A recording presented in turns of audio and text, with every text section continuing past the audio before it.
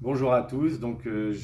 j'interviens dans le cadre de votre groupe RSE à votre invitation, je vous en remercie. Je me présente, Gwendal Bodilis, moi je suis chargé d'intervention milieu aquatique et humide et référent biodiversité à la direction de secteur Seine-Aval. Donc on m'a demandé de témoigner sur mon expérience de formateur interne biodiversité au sein de notre établissement et donc je vais vous faire ce retour. Alors d'où ça part? Ça part de la loi biodiversité de 2016 qui a conféré à l'ensemble des agences de l'eau du territoire national une compétence nouvelle, une compétence biodiversité. Ça veut dire que les agences de l'eau continuaient à travailler sur les écosystèmes, mais devaient aussi travailler sur les espèces. Et à l'époque, ça nous avait un petit peu interrogé. On s'était demandé comment on pourrait faire vivre cette nouvelle compétence au sein de notre établissement. Et j'avais proposé au service du siège et au service des ressources humaines de pouvoir tester quelque chose, à savoir la mise en œuvre d'une formation interne biodiversité auprès de mes pairs, donc les autres chargés d'opérations milieu aquatique de notre bassin. C'est ce qui a été fait en 2018 sur l'ouest du bassin, où tous les chargés d'opérations milieu aquatique étaient présents et on avait combiné des visites terrain, des retours d'expérience et de la formation sur la réglementation des espèces, sur un certain nombre d'éléments liés à la biodiversité des espèces. On avait avec la DRH fait un bilan de cette première session de formation à destination des COP et ils avaient eu la gentillesse de voir un retour relativement positif, ce qui nous avait incité à réfléchir à la manière dont on pouvait faire vivre cette formation interne biodiversité auprès d'un public plus large et sur des sites plus diversifiés. À l'époque, les agents de Seine-Aval avaient demandé à pouvoir bénéficier de cette formation et donc il y a eu un travail d'adaptation de cette formation pour l'ensemble des agents de notre établissement, que ce soit des agents de l'accueil, des agents des moyens généraux, des services techniques, des services redevances ou des services effectivement en lien avec le petit cycle de l'eau. Tous les agents de l'agence avaient effectivement vocation à mieux appréhender cette biodiversité et la manière dont elle était mise en œuvre au sein de notre établissement. Donc on a testé un modèle, j'ai établi une formation d'initiation à la biodiversité qui était un format de 2 jours, une demi-journée d'immersion dans une zone humide, là c'était le linoléum en Seine-Maritime pour Seine-Aval, où là il y avait une expérience presque sensorielle où les agents venaient bénéficier d'apports d'intervenants et par petites phases de groupe de 40 minutes tournant, on allait voir dans le fond des rivières ce qu'il y avait sur les cailloux comme insectes, on allait courir avec des filets à papillons derrière des criquets ou des papillons, où on allait encore faire de la détermination botanique. Et à chaque fois, les intervenants montraient que sur une zone humide qui a priori semblait pauvre en espèces, lorsqu'on se donnait la peine de regarder avec des spécialistes, on trouvait un foisonnement de vie, un foisonnement d'espèces. Donc ensuite, on expliquait sur le terrain que pour pouvoir maintenir et augmenter ce nombre d'espèces et maintenir des espèces remarquables et éviter que ce site soit banalisé, notamment par la présence d'espèces invasives, il y avait des nécessités de gestion par l'homme au travers d'outils tels que des plans de gestion ou des notices de gestion. Donc une première expérience de ressenti et ensuite une deuxième phase en salle d'une journée où là on passait en revue qu'est-ce que la biodiversité, quelles sont les menaces qui pèsent sur la biodiversité, quels sont les services écosystémiques qu'elle apporte aux populations, quels sont les outils pour préserver la biodiversité, et notamment quelle est l'action de l'Agence de l'eau en faveur de la biodiversité. Et ce module d'une journée d'apport théorique ne se fait pas de manière descendante, mais se faisait par un dispositif qu'on appelle la pédagogie active, qui travaille beaucoup sur des brise-glaces, le jeu, les échanges, la participation des agents dans le cadre de la formation, parce qu'on s'est rendu compte que c'était beaucoup plus ludique, beaucoup plus euphorisant et qu'on retenait beaucoup plus de choses. Donc ça, c'est très important parce qu'on a testé cette session d'initiation à la biodiversité à Rouen en 2 sessions de 2 jours de 15 agents à chaque fois, ce qui a permis de former une grande partie des agents de Rouen. Et moi, à titre personnel, en tant que formateur interne biodiversité, la direction des ressources humaines a accepté que je me forme à l'extérieur à ce rôle nouveau de formateur interne. Donc j'ai fait des formations de formateurs niveau 1, niveau 2 avec Emmanuel Redouté, où j'ai appris comment construire, animer une formation, et notamment sur ces notions de pédagogie active qui effectivement semblent plaire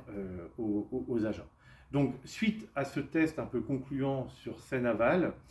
Il a été proposé à la direction générale et aux directeurs des autres directions territoriales de pouvoir, s'ils le souhaitaient, sur la base du bénévolat, proposer aux agents de leur direction de bénéficier aussi de cette session. Ce qui fait qu'en fait, cette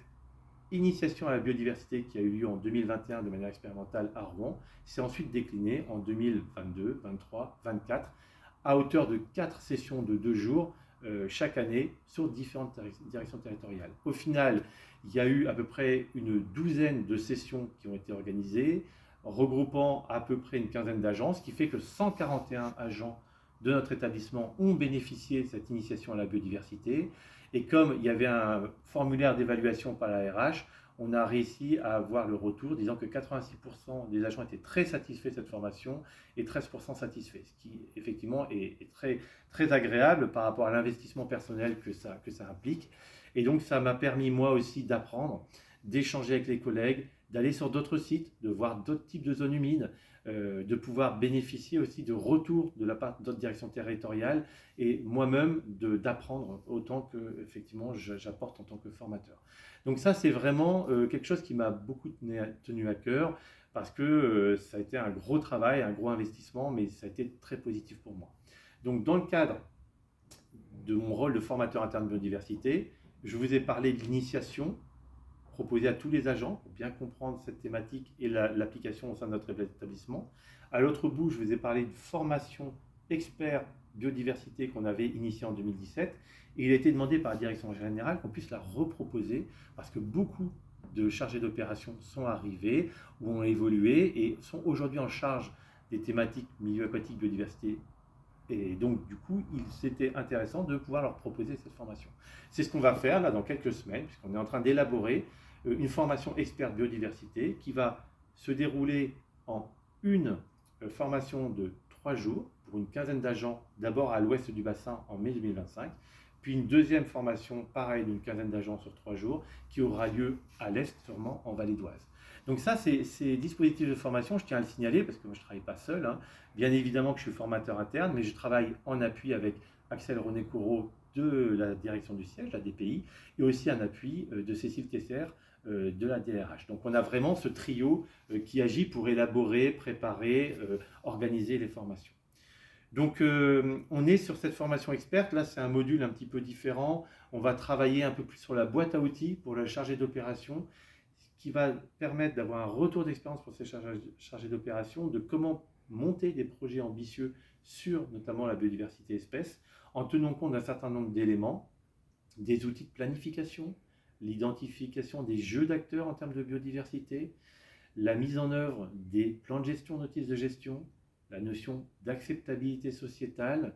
On aura aussi une journée de terrain où on aura des retours d'expérience un peu ambitieux. On ira voir des effacements des temps, on ira voir de l'élevage conservatoire d'espèces protégées, on ira voir de l'application de travaux issus d'outils de planification, on ira voir des chantiers mares. Donc c'est vraiment l'idée de cette formation sur 3 jours, c'est un format très condensé, mais c'est vraiment pour que le chargé d'opération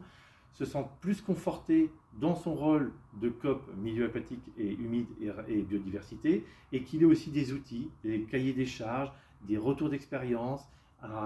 des échanges avec nous pour pouvoir effectivement ensuite dans sa direction territoriale mener des projets ambitieux et éviter les pièges auxquels on est confronté. L'idée, c'est toujours de se baser sur la pédagogie active, de se baser sur l'échange, sur un aspect ludique, sur un aspect un petit peu intéressant. Bon,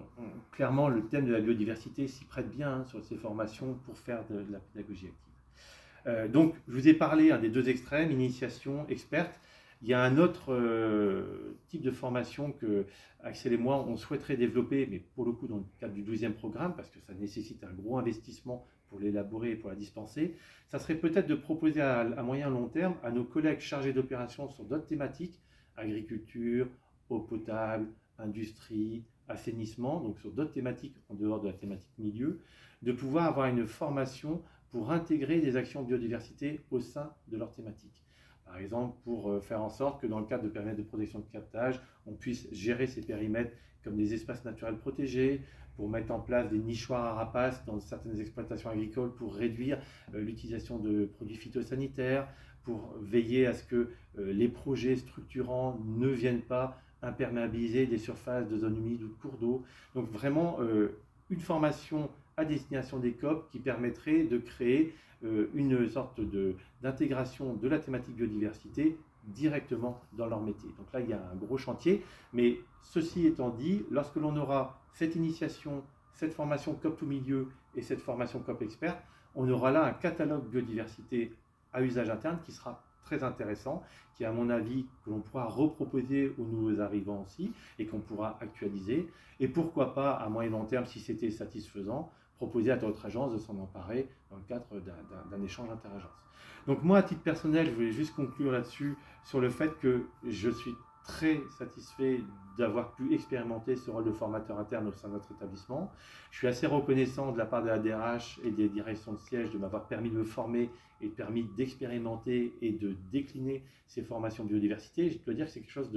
d'assez enthousiasmant,